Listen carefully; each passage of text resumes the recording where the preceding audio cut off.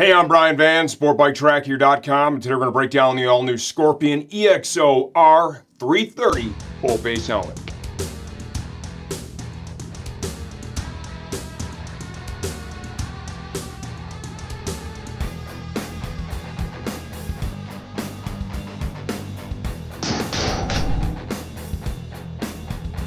Okay, the Scorpion EXO-R330 helmet retails from $130.95 to $144.95. Solids up to graphics. This is Scorpion's all-new entry-level full-face helmet, right? This is an area where, since their inception, when the company started, they've always produced a really high-quality, affordable product. This, in my opinion, is another rock solid example of just that. Who is this right for? This is right for a rider working on a budget that wants a good quality full face helmet, right? But doesn't have the ability or doesn't want to spend $500, $600, $700, right? You can still get yourself a good quality, safe helmet even at this price point. What's included with this helmet? It comes with the Pinlock Ready Clear Shield already installed on the helmet. Sold separately are the fog-free Pinlock inserts, as well as any of the tinted screens. It comes with the AeroSkirt chin curtain already installed in the helmet, and it comes with a Scorpion helmet bag to protect it when you're traveling with it or when you're not using it. Helmet fit. I measure 58 centimeters on the money, intermediate oval head shape, which is the most common one here in North America. Their size chart indicates a medium for me. This is a medium. I got a really good, comfortable fit right out of the gate. The material they use, even in this price point helmet, feels really nice against the skin. I think for most people, take the measurement, use the size chart, order the size indicated. You're going to get yourself a good, comfortable fit. The only deviation from that would be like, let's say that you're all the way at the absolute peak of a medium and you know you don't like your things to be too tight. You feel maybe claustrophobic in it. Then perhaps if you're at the top, order the one size up and verify the fit, of course, before you ride in it. Helmet weight. The EXO-R330 in a size medium weighed 3.45 pounds on our shipping scale today, which for a helmet of this nature, I think is reasonable. And one of the things that I do like about it too, it seems to me like the outer profile of this helmet's not overly large. It's not like all bulbous. Bluetooth compatibility. This is designed, it has speaker cutouts in both sides to accept any of the universal Bluetooth stuff that's already on the market. Scorpion has some stuff it's universal actually too. It's their own stuff, or Cardo or Senna, any of that stuff can easily go in here. Ventilation. And as you get to more of your entry level, your more price point stuff, one of the things that you do kind of sacrifice because they have to differentiate and it costs money to put vents in helmets, right, is ventilation. This one, it's going to vent reasonably well. Okay, you got an intake vent up here on the top of the helmet.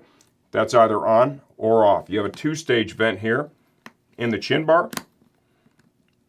Stage one is going to blow up here on the breath deflector to help demist the shield, enhances fog-free performance. Step two, you're going to have airflow into the chin bar of the helmet. There's a little vent right there. I don't know if you could see that or not, Clark. It's pretty dark inside of there. Exhaust venting is going to be managed through the diffuser on the back of the helmet. When we pull this thing apart, I'll give you a look at the size of the ventilation holes as well as the channeling in the EPS. So I think in terms of ventilation performance, it's going to be reasonable. One thing that does do is it typically helps keep helmet noise down just a little bit. Shell construction. This is an injection molded plastic helmet shell, right? There's 3 different shell sizes: extra small, small, medium, large, extra large, 2X. Safety standards. This is built to, here in the US, both the DOT standard as well as the ECE 2206 standard. Noise production. This is not the type of helmet that we're going to ride in. We typically ride only on the racetrack, right? This is more of a street-oriented lid. My expectations with this, having reviewed and worn hundreds of helmets over the past 20 some years, this is going to be a relatively low noise helmet. I don't expect it to be overly noisy at all. There's not a tremendous amount of ventilation with it, and typically when you remove a little ventilation, you pick up a little less noise production. Glasses compatibility, home run again. Scorpion does a great job with that. Here's the B-roll. Clark's going to show it to you. They slide in, they ride on the the bridge of your nose. Everything's great. Home run there from Scorpion. Shield change.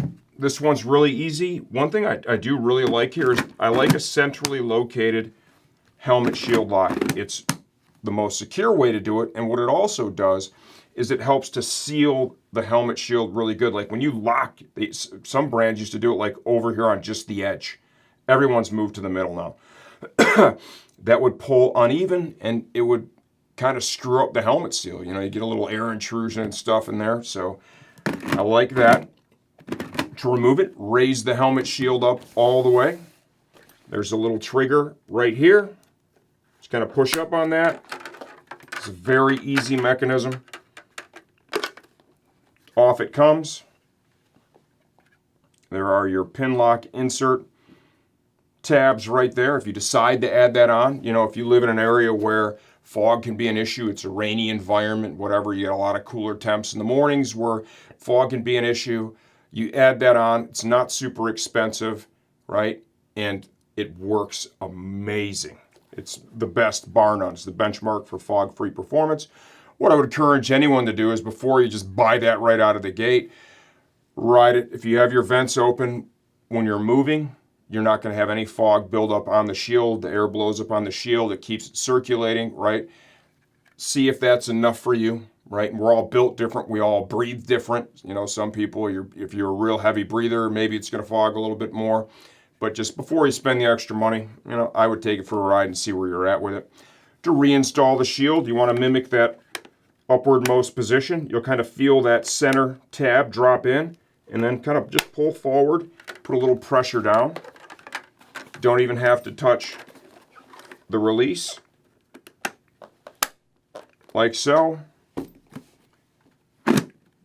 Before you ride in it, make sure you actuate the shield a couple of times just to make sure you have everything installed correctly. You don't end up in a situation where you didn't have it on right and it becomes dislodged while riding. Now let's pull this thing apart and give you a little closer look from the inside out of the helmet. To remove the chin curtain, you want to grab the fabric as close to the edge of the shell as possible. Just kind of give it a little tug, spin it around. This does come fit with emergency release cheek pads. You happen to have an accident and they want to get the helmet off your head with the least possible resistance. They can grab that, it'll pull the cheek pad out of the helmet. I'm not going to remove it that way now, but they can do that. And then there's no cheek pads. It slides off much easier. Reflective piping is built in to the bottom of both cheek pads to help increase nighttime visibility. To remove your cheek pads, simply slide your fingers in between the backing of the cheek pad and the EPS of the helmet. You'll find a snap up here at the front, snap up here over the ear, and then at the back behind the ear, there's one more. Once you've got that, grab it here, close to the shell as possible. Just kind of grab the fabric and get a little tug like that.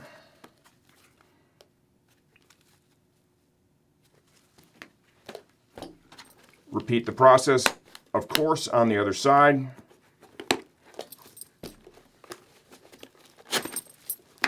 Out it comes.